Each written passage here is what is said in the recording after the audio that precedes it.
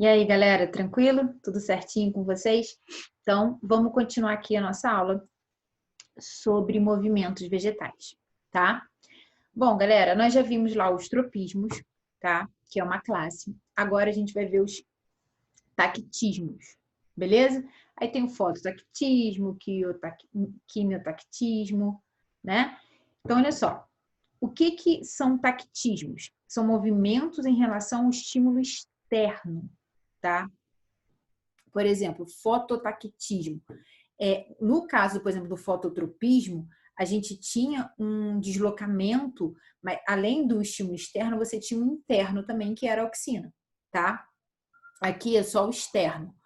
O fototactismo, ele é um deslocamento segundo a fonte de luz. Então, você tem o estímulo externo, que é a luz, e a planta vai se deslocar para aquele estímulo. No caso aqui, a gente tem as algas que se deslocam em direção à luz. Então, aqui eu coloquei algas que são os kelps, mas, por exemplo, as algas unicelulares, elas vão estar presentes onde você tem luz, tá? Por exemplo, se você tiver uma parte assim no mar que for perto de um costão, que fizer uma sombra na água, se essa montanha fizer uma sombra na água e forem medir a concentração de algas, as algas vão estar em maior quantidade fora da sombra, tá? Então, elas vão se deslocar em direção à luz. Lembrando, é um estímulo externo. No fototropismo, a gente tem interno e externo, tá? Bom, o quimiotactismo é um deslocamento segundo uma substância química. Mary, mas não é parecido com hidrotropismo? Então, lá além de você ter a água estimulando, você também tem o hormônio. Aqui é só em direção a uma substância química, tá? Por exemplo, anterosóides em direção à oosfera.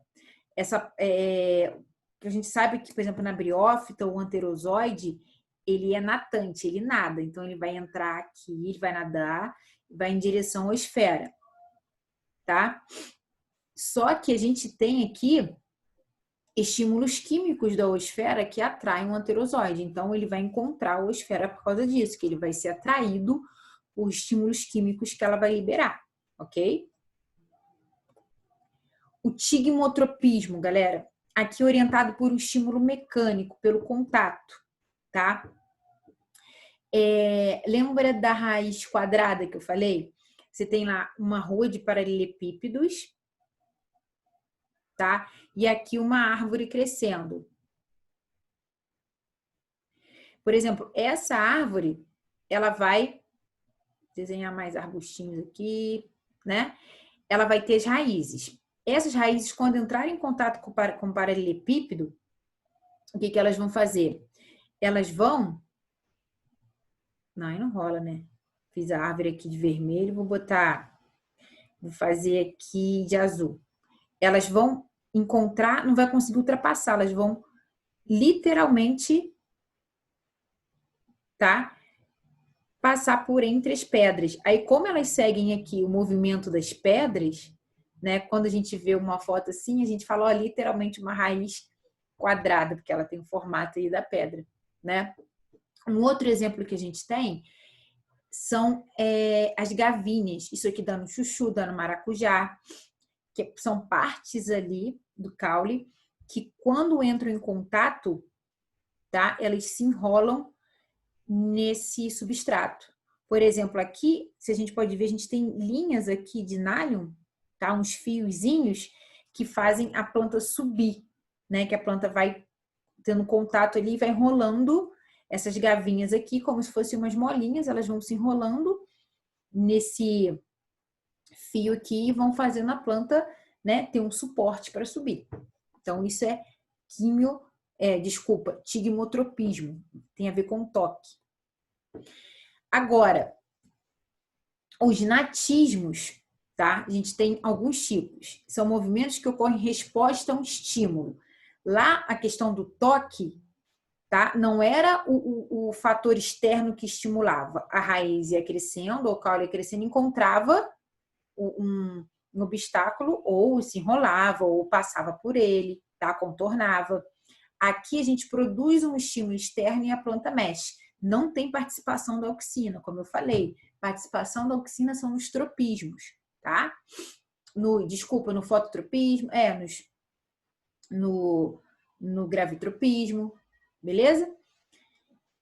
Aqui a gente tem a planta carnívora ou insetívora, né? E a sensitiva, que é o seguinte, tá vendo? A ranzinha vai entrar aqui, a planta sentiu aquele estímulo, fechou, tá? E aqui o que a gente chama de dormideira. Olha, a gente passa o dedo, ela vai reagir ao estímulo e vai fechar, como se ela estivesse protegendo os folíolos dela, tá bom? E isso também a gente chama de seismonastismo, tá? É um outro nome que a gente dá para esse tipo de movimento aqui, tá bom? E o fotonastismo, galera, são plantas que obedecem o ciclo de dia e noite, tá? Por exemplo, o girassol, que ele vai seguir o sol, a planta vai rodando, por isso, a flor vai rodando, desculpa, o nome girassol, porque ele vai seguindo em direção ao sol, ele nasce de um lado e quando entardecer, a flor está do outro lado, por isso o nome girassol. E aqui a dama da meia-noite, que ela abre à noite, solta um cheiro para atrair o polinizador dela, tá? Que o polinizador dela é um animal noturno, pode ser inseto, pode ser morcego, tá? Então ela abre durante a noite, por isso dama da meia-noite. São plantas que têm um cheiro muito forte, chega até a ser enjoativo de tão forte. Então elas atraem agentes polinizadores que têm o olfato aguçado, então o morcego é um deles, e são animais de hábitos noturnos. Então a planta, a polinização dela vai ter hábito noturno também, tá? E termonastismo, que não sei se vocês já ouviram falar, né, que é o movimento em relação à temperatura. Esse aqui é legal. Um exemplo clássico desse é a tulipa. A gente está acostumado a ver, né, que tulipa é um símbolo, é uma flor símbolo da Holanda e tal, que no verão a gente vê nas imagens, né, ou para quem já teve oportunidade de ir e tal, aqueles jardins lindos, maravilhosos, com as tulipinhas. Isso aqui é tulipa e isso é tulipa.